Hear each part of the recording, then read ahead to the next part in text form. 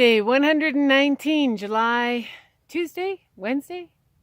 July 23rd, I think, on the PCT, hiking home for shelter. And I just want to show you Mount Washington. And see those are glaciers up there. And they feed Russell Creek.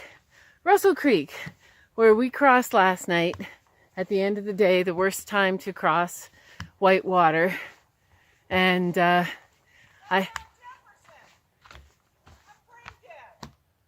oh, that was Mount Jefferson. I stand corrected. Not Mount Washington. And it feeds Russell Creek, which is where we crossed last night. There's no video of the crossings because it was so scary and took so long. We spent over 2 hours at that creek, half an hour trying to figure out where to go.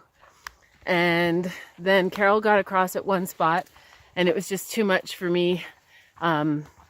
Oh, no, it was just really, really scary. So I climbed up, out of sight, which was a little unnerving to Carol. And I crossed at a better sight for me. But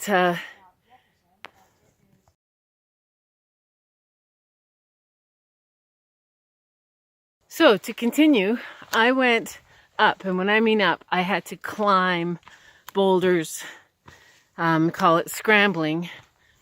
Which sounds a lot faster than it was. It's a very slow process where you're reaching up with your foot to rocks, like at waist height, from knee height to waist height.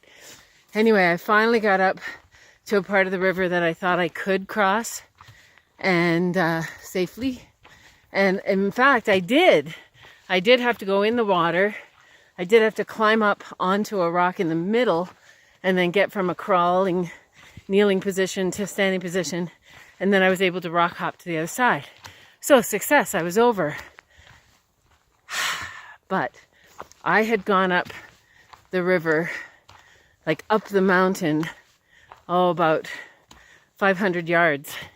In doing that, I put myself way past any kind of path of anything. There are no animal tracks, nothing.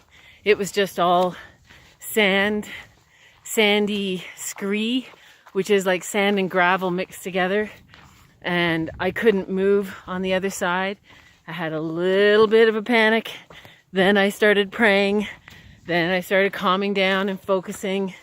And I just prayed that God would show me a route, guide my feet safely, and take me back to Carol.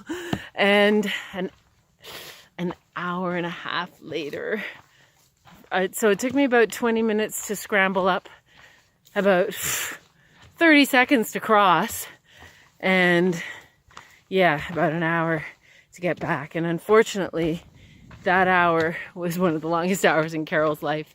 She didn't know where I was or how I was or if I was injured, because a couple of the routes I started with were no-goes.